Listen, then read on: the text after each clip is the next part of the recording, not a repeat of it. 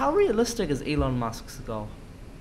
Going to Mars. Oh, Is it realistic? Yes, I do. I think it's realistic. I do. What's the time frame you reckon? I think based on the technology we have right now. Yeah, I think within the next 10 years. Reckon? Yeah. And will they be able to come back? Good question. Huh. I mean, look at the revolution that's happening now in 3D printing. Yes. Right? Yes, yeah. You are now 3D printing more and more things. Yeah. And even organs. That's right. Yeah, organs, everything. houses, more and more things are Yeah. being 3D printed. I think that this technology is truly going to revolutionize things where basically you can start to get basically 3D printers on Mars. You know, these large-scale 3D printers are going to start to, and they can possibly go ahead before humans are largely there and start to 3D print structures. Right. Yeah. What about the atmospheric conditions, Yeah. the environmental conditions? Yeah, it's a good question. So Mars, as far as we can tell from all the planets, it's the closest to Earth. But still, the average temperature of Mars is, I think, like negative, the average temperature is like negative 50 degrees Celsius. Yeah, it's right. cold as. So it's cold as, Yeah. right? But if you were to compare, say, the average temperature to our other near neighbor, Venus, which is right one planet toward the sun, the temperature conditions there are extremely much higher. Right. Yeah.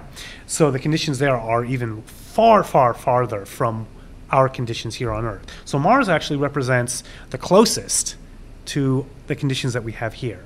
It's still, from a biological point of view, as we are today, if suddenly we were all just magically transported there, we would all, perish, as far as we can tell. So hot. No, it's because it's so cold. So cold. On Away Mars. or- On Mars. On Mars. Sorry. okay. Yeah. Venus, Yeah, you're yeah. absolutely right. Yeah, Yeah, Venus is the other extreme.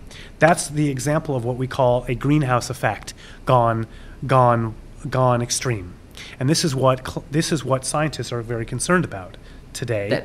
That we could drive our atmosphere toward a Venus atmosphere. Why is it like that? Why is Venus? That's a good question. I don't know that much about Yeah. Venus, but I can tell you that the temperatures are extremely high. Okay.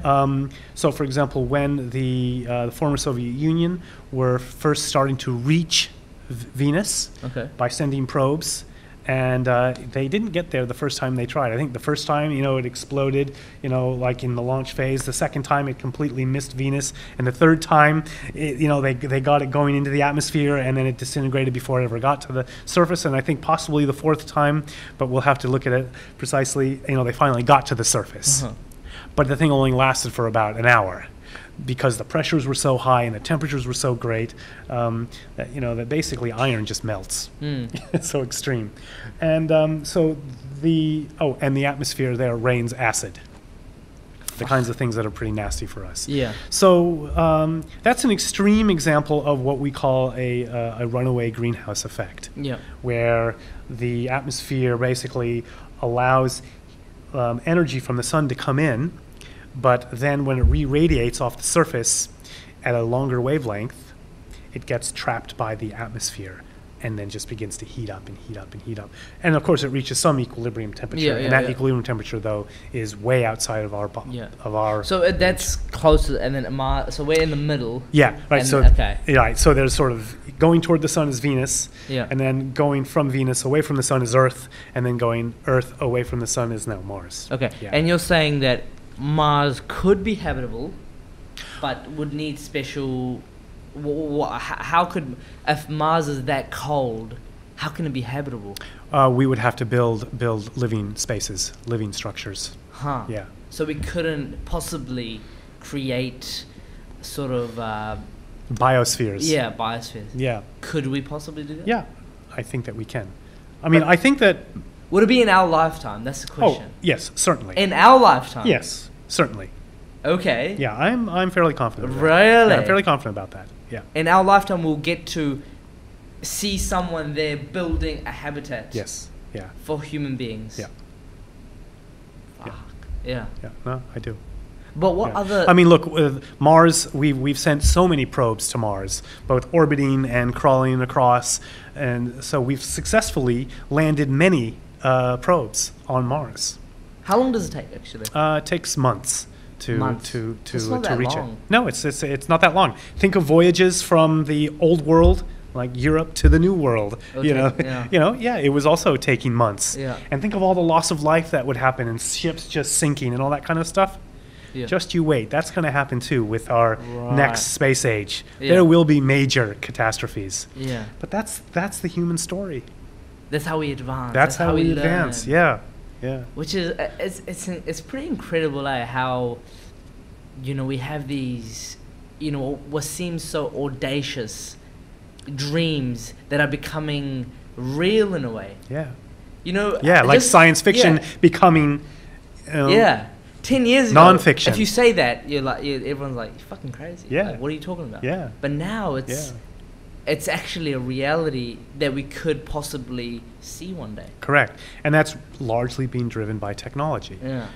The ideas are so far ahead of a technology. The ideas that we have as human beings now, particularly scientific and technical, are so far ahead of our technological level right now. But when you read science fiction, that's basically people predicting the future. And if you read older science fiction, you see that many of those predictions are coming to pass now. We're living in them.